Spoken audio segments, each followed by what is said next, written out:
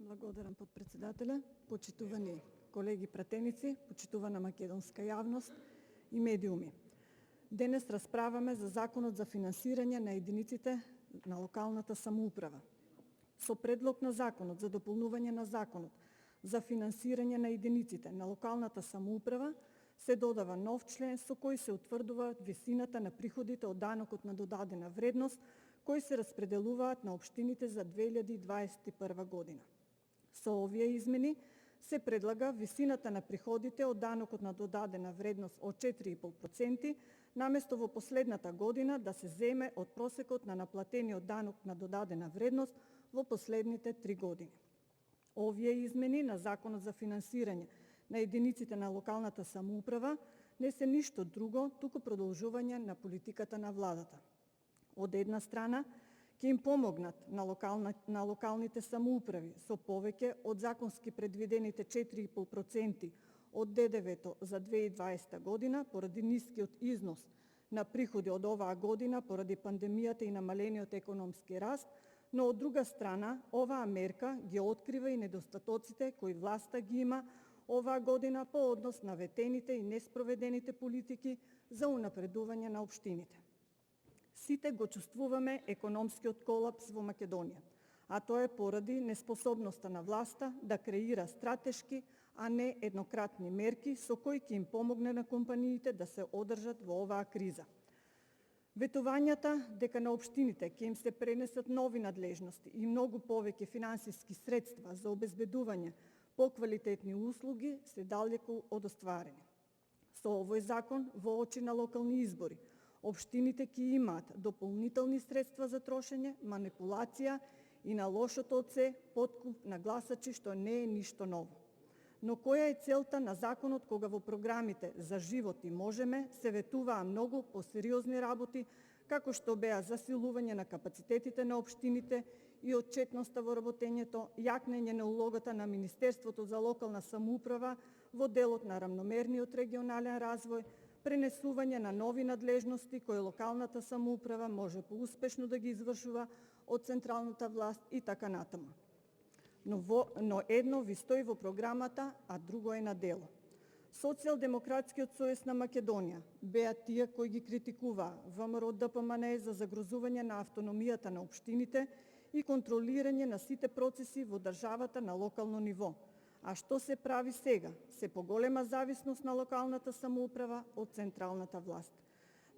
Наместо успешно извршување на надлежностите во општините и обезбедување поквалитетни услуги на граѓаните, досега видовме само прикривање на дупките во општинските буџети. Средствата за развојни политики никаде нема. Капацитетите на општините се зајакнати само со нови вработувања на партиски кадри. Со овие измени на Законот за локална самоуправа, општините ќе го добијат она што го заслужуваат, но граѓаните нема ништо да добијат од она што им беше ветувано во програмите за живот и во програмата Можеме. Например, докаде се стигнати со вложувањата во ветените проекти во општина Гевгелија. Повеќе од 3,5 години ја имаат локалната власт, а нито еден проект од програмата за живот не е отпочнат, а не пак завршен.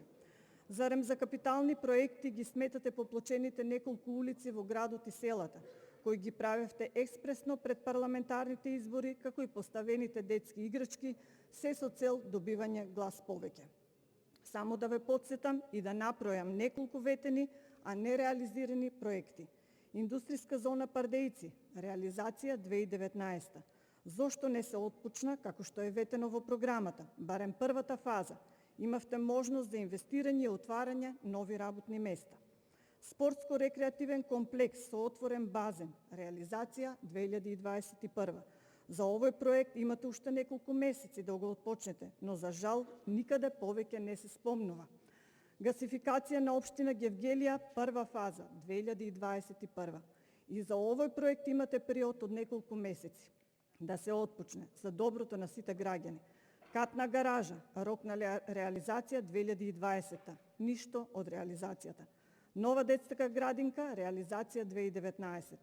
Најновата детска градинка излезе сега дека ќе биде само доградба на детската градинка Сончогледи за која допрва се очекуваат средства да бидат одобрени од Министерство за труд и социјална политика.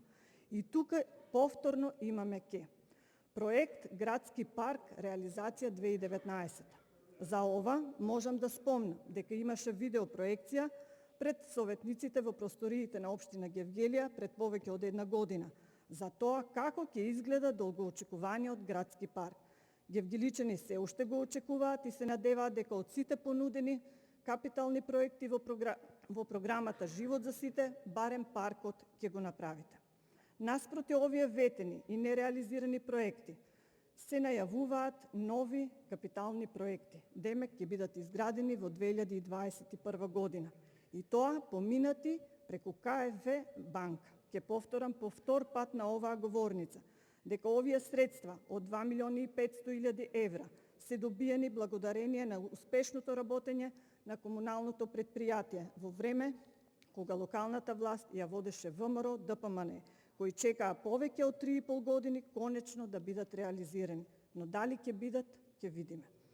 Има уште неколку месеци, пак ќе видиме што ќе се реализира. Да не излезе како и најавените проекти од програмата за живот. Најава има, а реализација нема. Граѓаните на општина Гевгелија знаат кои капитални проекти беа изградени целосно и со комплетно завршена проектна документација на локално ниво, кога власта ја имаше ВМРО ДПМН. Меѓу повеќето проекти, еден од проектите беше започнат изградбата на конска брана, која беше долгогодишен сон на гевгеличани. А за реконструкција на улици, булевари, кружни текови, тука се граѓаните гевгеличани. Тие сами ќе споредуваат и оценуваат. За жал во Гевгелија невработеноста расте, капитални проекти нема, туризмот и угостителството се на работна пропаст. Вака ќе се реализира ли економијата со измените на законот за локалната самоуправа, нема да се смени ништо во општините. Општините ќе добијат тоа што го заслужуваат, но нема да добијат граѓаните од огромните ветувања кои им беа ветени од Социјалдемократскиот сојуз. Благодарам.